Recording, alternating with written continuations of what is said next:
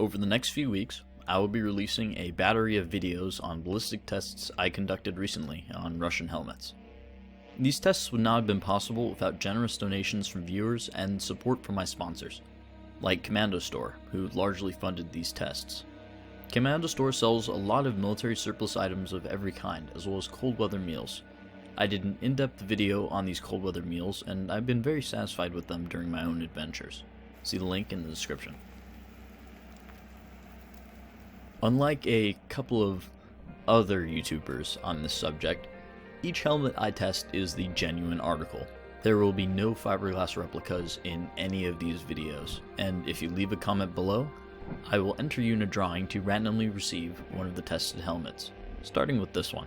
This is a titanium K6-3. I know it is an actual K6 because of the weight and the factory paperwork that it came with. It is in immaculate condition, and I can't help but feel a little guilt about the tested hand. But I can at least take some satisfaction in that I will be enabling the helmet to do what it was built to do. Some details on the helmet before I get started. It is protected by 3mm of titanium, as well as 1mm of internal aramid. The visor is titanium with a polycarbonate glass window. The helmet is rated at GOST 2 standard. This means that it's rated to withstand steel core Tokarev bullets at 1400 feet per second. Each helmet will be tested with these weapons and rounds. 9mm FMJ from a Glock 17's 4-inch barrel as a benchmark, 357 jacketed hollow point from a GP100 revolver's 4-inch barrel to test for deformation, and 5.7 SS190 armor-piercing rounds out of a 5.7's 4.8-inch barrel. Years ago, I made this claim: the helmet is capable of stopping virtually every pistol round.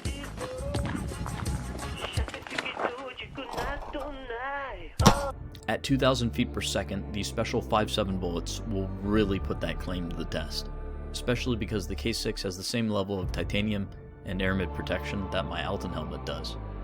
These little bullets are the ultimate test for these helmets, and if any helmet survives the 5.7 armor-piercing rounds, then we'll finish them off using 5.45 from my AKSU's 8-inch barrel.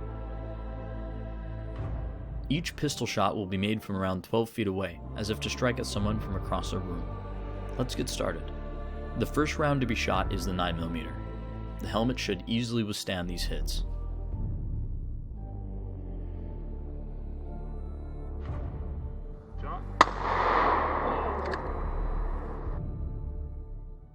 A very flat hit glanced off with ease. It's a good thing that we were wearing eye protection though, because a huge chunk of the smashed round came back and struck my cameraman in the stomach. Fortunately, it didn't do any damage, but you can actually see the piece ricochet off the helmet if I slow down the film. No penetration and no deformation, and with my cameraman's heart rate slightly elevated, we move on to 357.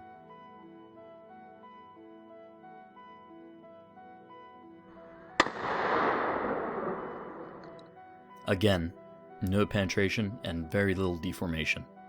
Already, we've demonstrated the impressive protection that a K6 helmet offers. However, if you've ever seen a fake K6 PUBG helmet getting penetrated by either of these rounds, hit that subscribe button. Moving on to 5.7.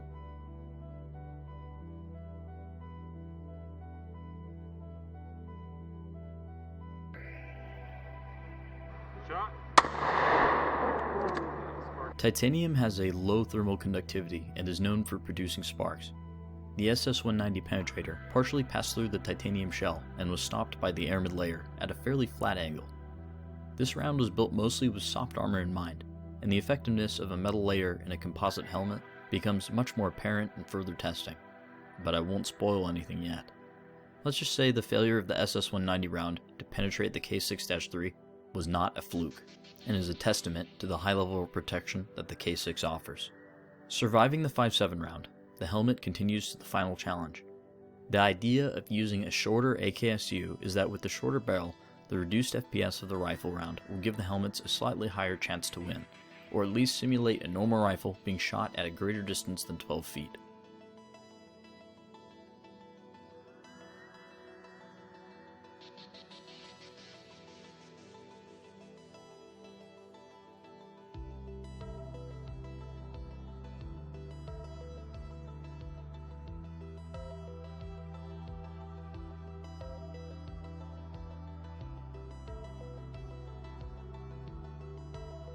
Finally, we have a penetration of the helmet. The 5.45 round clearly passes through and makes a small hole on the inside with a little bit of deformation.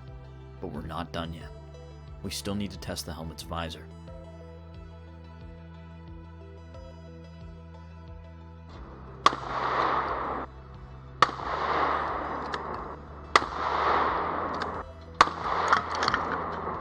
The metal portion shrugs off 3 9mm rounds easy enough, but the glass dies to a single hit from my cameraman's M&P. The glass on this visor is only rated for GOST 1, that is 9x18 rounds, and shrapnel, but I couldn't resist. I might make a follow-up test if I'm able to get another K6 visor and test with weaker rounds. I also neglected to test 5.7 on the metal portion of the visor. It doesn't have an air mid layer behind it, but I'm pretty sure it wouldn't have penetrated anyway. If you want to find out why I think that, keep watching this channel for future armor testing. I expect to have a new video up every week for the next few months. These videos are quite expensive, and I give a warm thanks to all my Patreon donators that enable me to survive off of what I do here. If you'd like to skip ahead and see the data from the rest of the helmet tests before the videos are released, donate to me on Patreon, where there is a spreadsheet that shows the results. Overall, I would trust the K6 helmet and by extension my own Alton helmet with my life. The performance of this helmet is even more impressive when you remember the Soviets had this level of protection since the start of the 80s. If you'd like to know more, check out my Chapter 1 video on the first Soviet titanium helmets. Thank you, and goodbye.